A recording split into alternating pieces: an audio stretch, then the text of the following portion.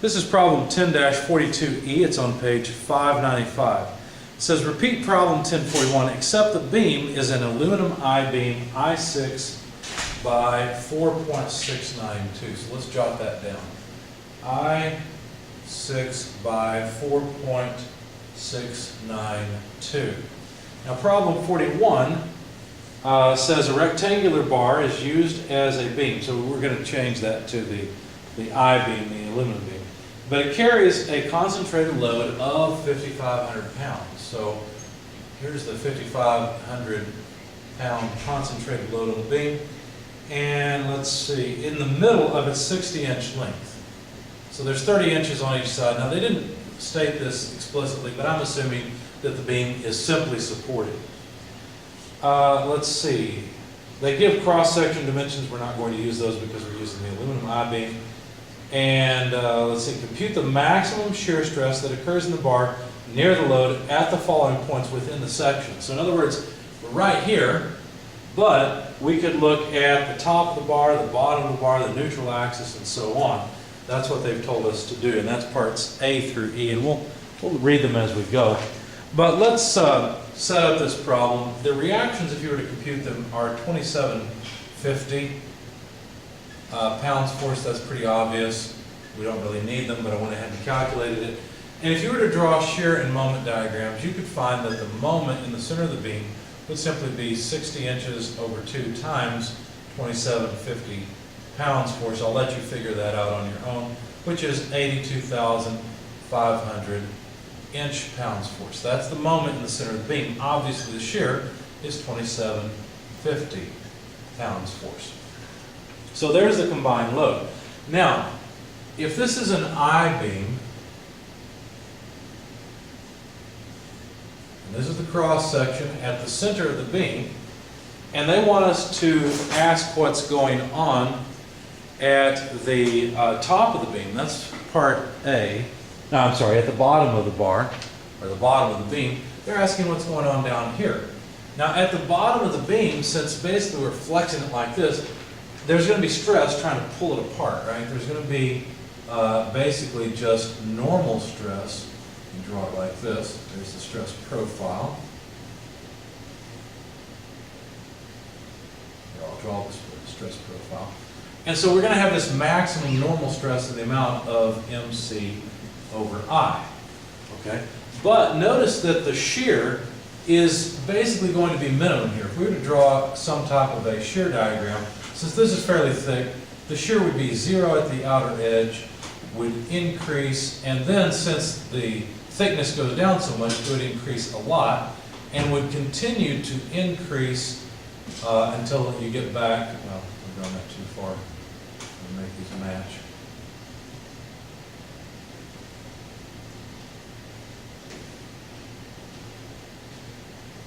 So this would be, if I were to draw a shear axis out this way versus the position, this is what it would look like, and the maximum shear would occur in the center of the beam. They're not asking about the center, they're asking at the bottom. And so if I were to look at an element here, so basically imagine looking from this direction and seeing a little element. I'll just draw in isometric view here, so this goes back into the beam material. Then there'd be the stress, the normal stress, or normal bending stress on either side. So this is part A because we're just looking at the bottom. MC over I, if we were to calculate that, it'd be 82,500. We need the cross-sectional properties for this beam. Turns out that's 25.5 inches to the fourth if you go look up the aluminum channel, or excuse me, aluminum I-beam. And so C is going to be the distance to the outer fiber, to the outer neutral axis. This is a beam that is 6 inches tall, and so C is 3 inches. And that's what goes in here. I'm not going to write it all in. We've got I is 25.5. You've got the moment, you've got C. You'll come up with a stress of about 9706 psi. That's the bending stress at the bottom. Now, to get the maximum stress, the maximum shear stress, what we have to do is take the square root of sigma over 2 quantity squared plus tau squared. Now, in this case, there is no shear, right? This is gone. There's nothing. So basically, all we need is the normal stress over 2. And so the maximum stress, let me write it here. The maximum stress for part A comes out to 4,853. So there's the maximum shear stress for part A. Now part B asks the question, well, okay, that's at the bottom. What's going on at the top? Well, at the top there's compression, but notice there's also no shear. Now if we were to do MC over I for the top, C is going to be the same 3 inches, except that it's in compression. And since the really tall max is the square root of sigma over 2 squared, plus of course 0 squared in this case, because there is no shear stress at the top, well, the sign doesn't matter. The fact that it is a compressive stress doesn't matter. You get the exact same amount as you had in part A. It would be the exact same shear stress, or maximum shear. Part C, the question is, what's going on in the center of the beam at the neutral axis? Well, at the neutral axis, notice that's where the bending moment goes to 0 and the shear goes to the maximum. Now this is going to be a little bit more involved, so let me use some space over here to the right. To get the shear, we're going to use the equation VQ over IT. Obviously, since we're in the center of the beam, we're going to need the thickness of the beam, and there's quite a bit of geometry that we need. So if you go and you look up this beam, you'll find a drawing that looks something like this, where they give you the thickness of the web, the thickness of the flange. I think the flange is T1, the web is T, as I recall. The width of the flange, that must be B. And then the overall height is given as A. Now, we don't really need this anymore. We know what's going on. We've got our moment and our shear. What we do need, though, is A, B, T1, and T. And those numbers are, let's see, 6 inches for A, the height of the beam, 4 inches for B. The thickness of the flanges is 0.35 inches, and the thickness of the web is 0.21 inches for this particular standard beam. Now that still doesn't help us get Q. We've got I with no, or T with no problem, right? Because we're in the web of the beam, so T is going to be just 0.21 inches. But we also need Q. Q is a little bit of a pain, so let's see if we can find it. Basically, Q is the first moment of area. But it's a little confusing because what area are we talking about? Well, if we sketch the cross section, we're looking for the shear stress here in the center. So what we have to do is take all the area above the line where we're looking for the shear stress and call that the particular area. So this is the particular area. We need Q for that particular area. Well, we could find the centroid of this area and then multiply the centroid times that total area if we really wanted to. That's a bit of a pain. Instead, what I'm going to do is break it into 2 parts. So there's this upper part here and this other rectangular part here. The centroids of these two is fairly simple, right? The centroid of this one is here at the center. The centroid of the lower one is at its center. So that's not too bad. All I have to do then is add the area times the distance from the neutral axis to each of these. So this would be like y1, this would be like y2. And I have area A1 and area A2. Okay, so we just multiply A1 by Y1 plus A2 by Y2. That will give us Q. It's the same thing as AP times the average, the centroid of that area. Now, using the geometry we've been given, though, I'm going to write down A times Y for each of these areas based on the symbols that were, or the variables that were already defined. Okay, so first of all, I'll take area 1, which has width B and thickness T1. Okay, that's area A1, and multiply it by this distance. Well, I'll have to compute that distance. How would I compute it? Well, it would be based on A and T1, right? If I were to take A in half and then subtract off half of T1, that should give me this distance Y1. So that's what I did. I said A over 2 minus T1 over 2 gives me Y1, that distance. So there's Q, the contribution to Q from A1. Now I need to add to that the contribution to this portion. Now that portion has area, thickness of web, times this height. So thickness of web, that height is not as easy to get. I need A over 2 less T1. So A over 2 less T1. There's the area, A2. And then Y2, that distance, I'll have to calculate again. Let's see, if you take this area, or excuse me, this length A, divided by 2, that's the half height, minus T1, now we've got this distance, and then divide it by 2. Then we'd have Y2. So that's what I did. And I apologize if I'm off the screen. In fact, this is an important part, so let me copy it down here. So the area A2 was T times A over 2 less T1, and then Y2 we just discussed was A over 2 minus T1 quantity over 2. Okay, now you already see what A, B, T1, and T are, so I'll just show you what I got for Q when I plugged it all in. I got about 4.6924 inches cubed, and this term was the dominant term. It was the big one, right? Because that's the one with the most area farthest away from the neutral axis. So it contributed most. That's not really a surprise. So now we can calculate the shear at the center as V, which is 2750 pounds force, multiplied by Q, which is 4.6924 inches cubed, divided by I, which is 25.5 inches to the fourth, and then divided by T. T is the thickness at the section where you want the stress, the shear stress. Well, that's just the thickness of the web, which is T, which is 0.21 inches. Okay? So we'll have pounds force per square inch from this. When I plugged all of that in my calculator, I got a stress of 2,409.7 psi. And of course, that's the maximum stress. Notice there is no bending stress at the center, so tau is just tau max, and it's 2,409.7 psi. Now, why are they making us do all of this? Well, they're trying to show us that it's really not the center, or in other words, the shear itself, that causes this beam to fail.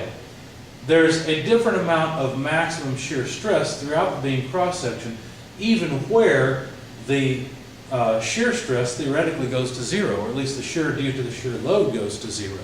There's still shear stress in those sections of the beam due to the normal load, or due to the normal stress, excuse me. Okay? All right, now let's continue. Part D. At a 0.1 inch above the bottom of the bar. So they're saying, okay, now let's go here. Okay, because this is a distance of 1 inch from the bottom. Now what's going on in this section? Well, in that section, the moment's not maximum. The shear is also not maximum. We have to calculate the magnitude of both. The moment, or the direct normal stress, is the easiest. Now, first of all, let's have a look at the element and see what's happening there. So let's extract an element that is 1 inch up. If we were to extract that element, it would look like this. It would have normal stress, not the maximum, but normal stress, whatever the amount is, 1 inch up, and then it would have shear on that face. So basically, this face over here is what you would see. This line represents the face that we see in cross-section here. Okay? Now, we don't know the magnitude of either of these stresses yet. We don't know the normal stress or the shear stress, but we can calculate it. Like I said, the normal stress will be easiest because the moment is still the same. But now we use y. In other words, we need the distance from the neutral axis down to that point. Well, if the beam is 6 inches tall, this is 3 inches, then that's 2 inches. Okay, so y is going to be 2 inches, m is as it was before, and I is as it was before.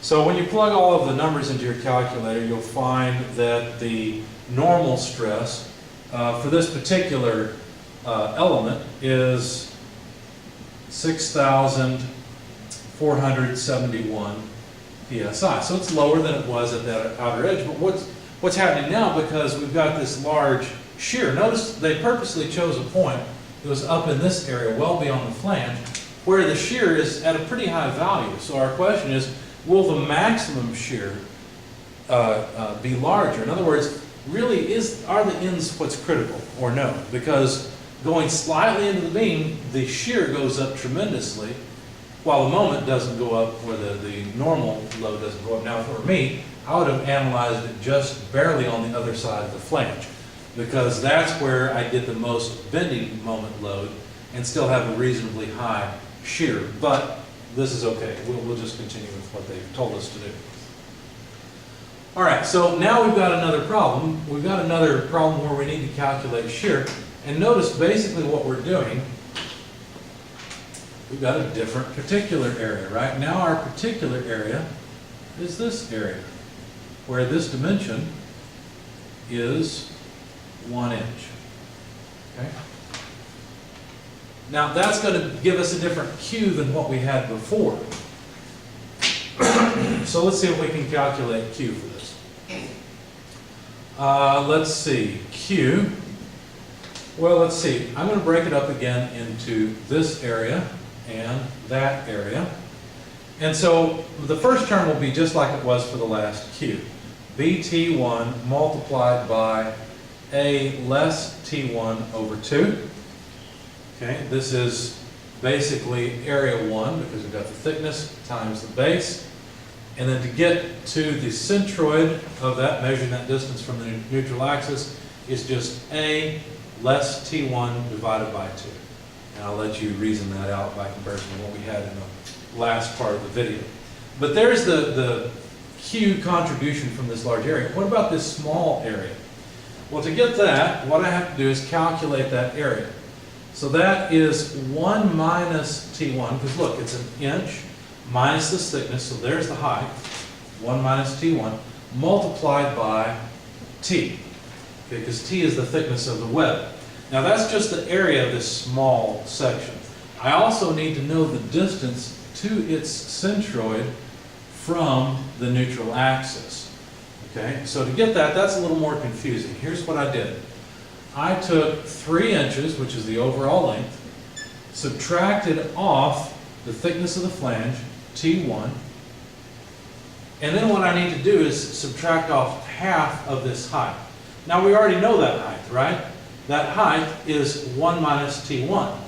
1 minus T1 is that height. So just subtract off 1 minus T1 over 2. So half of that. Okay? Now again, you know A, you know B, you know T1, you know T, and so you can calculate Q. Q comes out, in this case, to 4.272, I believe that's 4 inches cubed. Okay, it's not a whole lot different than it was before, because the shear at this point is not a whole lot different than the shear at that point, but it is slightly lower. So now, if we calculate the shear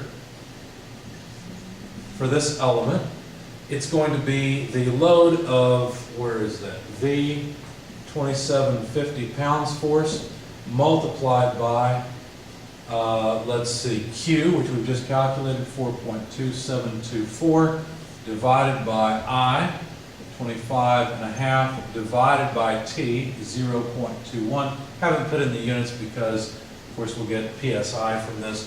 When you plug this in your calculator, you find that it is 2,194 PSI worth of shear. Now we have to combine these two and calculate the maximum shear as sigma over 2 quantity squared root plus tau squared. Okay, so we've got sigma, 6471. We've got tau, 2194. When you plug that in for part D, then you'll find the maximum shear stress. That comes out to 3,909 PSI. Now if we did the same thing here, notice we would get the same result, because that's part E. Part E says at a point, oh, I just realized I messed up. This is at a point 2 inches above the bottom of the bar. So in other words, what's going on 2 inches? I'm going to leave this as an exercise for you because I have not worked it out. I'll modify my solution here and add it in so that you got it in the PDF. But what do you think would happen? I mean, obviously the moment's going to go down. It's the moment that's the main contributor to the maximum shear stress. Even though the shear stress, the direct shear stress itself is going to go up, since the moment goes down, I would expect we'd find a tall max that's even lower than 3909. Notice that the critical points are at the outside edges of the beam. So I'll let you try to compute E, and of course Q is going to be the problem. We're going to have a little bit more. It's going to be a lot like this. You'll still have this same first term, but the second term is going to have a larger height and more area. That'll make tall a little bit larger. But of course, the moment equation, instead of having 1 inch in it, or instead of having 2 inches in it, you're going to have 1, because you're just 1 inch from the neutral axis at that point. So that's going to really cut into the normal stress. But the point of this is that the critical sections are at the outer fibers of this beam.